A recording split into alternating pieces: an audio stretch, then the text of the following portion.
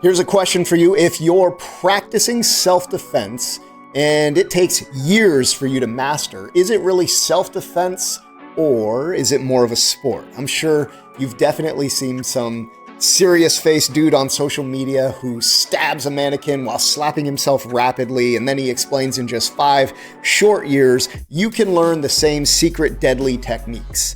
I'm Brian Frias from Shivworks, Jiu-Jitsu black belt, former Marine, former cop, and I want to today dive into a concept that we talk a lot about during our training: reductionist, congruent, binary. Building something real with the tools that you have.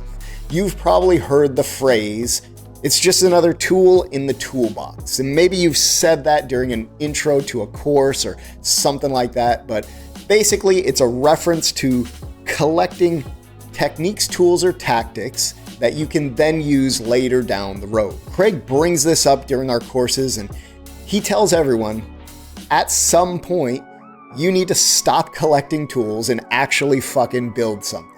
And then I chime in right after that and say, a 2-day, 20-hour course is an overview. You're not walking away with the snap-on top shelf tools. You're getting essentially the Harbor Freight knockoff, some duct tape, a can of WD-40. You can fix a lot of problems with just those things.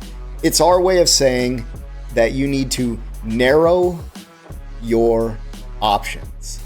Simplification, closed loop systems, to me, is the main distinguishing point between martial arts and self-defense.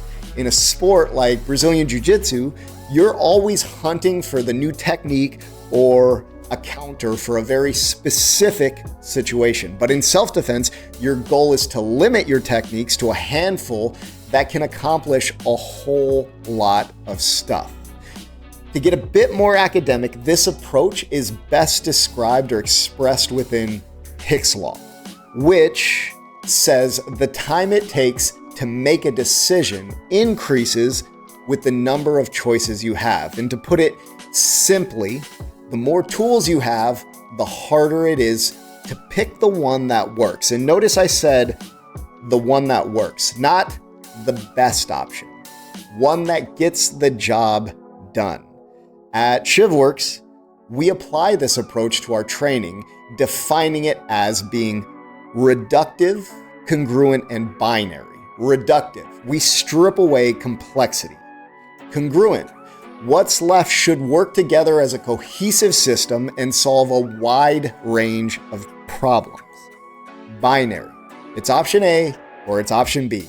If option A fails, go to B. If B fails, go back to A or repeat until success. The majority of people who don't carry a gun for a living, and frankly, even the ones who do, are going to spend next to 0% of their time dedicated towards physical skills that can be applied under pressure to solve problems. So any good self-defense program should be extremely simple. It should require minimal sustainment and work under the widest possible conditions. The techniques that you choose should be included based on outcome, not origin. I don't care where it comes from. If it solves the problem and it fits within the umbrella of reductive, congruent, and binary, we're going to adopt it. And that's our core mission at Shivworks.